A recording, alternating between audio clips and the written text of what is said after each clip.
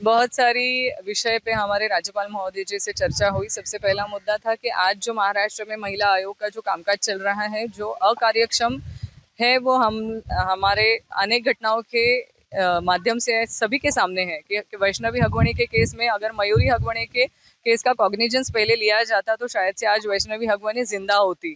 दूसरी केस थी कि हम जो चाहते थे कि ये केस में वैष्णवी हगवणी की जो केस है वो सीआईडी को वर्क की जाए। उसके लिए राज्यपाल महोदय जी से हम लोगों ने विनती की है कि आप ही सरकार को आदेश दे, ताकि ये जो केस है इसमें जो पॉलिटिकल कनेक्शंस दिख रहे हैं, जिसकी वजह से दबाव कहीं पे हम लोगों को इंक्वायरी में दिख रहे हैं, तो वो ना होते हुए सीआईडी के मार्फत वो अच्छी तरह से इंक्वायरी हो।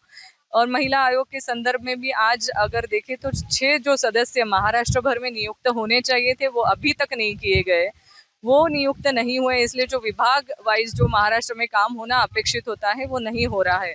जो संस्थाएं होती है महिलाओं के लिए, जो काम करती है महिलाओं के लिए, ऐसे संस्थाओं की रेगुलरली बैठक लेना जरूरी होता है, पर वो बैठक भी बहुत महीनों से नहीं हुई है या हुई नहीं है, क्योंकि जो जिला लेवल पे, तालुका लेवल पे ऐसी महिलाओं संस्थाओं की बैठक होनी जरूरी होती है, वो नहीं हुई है। महिला आयोग की रेगुलरली बैठक होती नहीं है।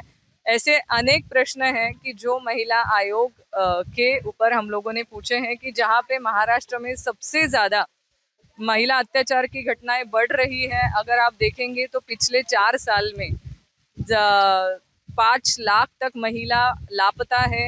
उनका ये पुलिस में तकरार नोंद है, कंप्लेंट नोंद है। ऐसी 5 लाख महिलाएं आज लापता है। तो इतनी सारी महिलाएं लापता है, उसके कारण क्या है?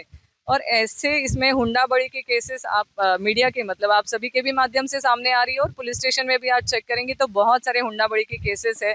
अत्याचार के भी देखिए, आप बदलापुर में अगर देखेंगे तो 4 साल की लड़की के ऊपर, लड़कियों के ऊपर भी रेप हुआ है, और उसके लिए अगर पुलिस स्टेशन में हम लोग कंप्लेंट एफआईआर नोंद करने जाते हैं तो 1.5 दिन या 4-4 दिन लग जाते हैं।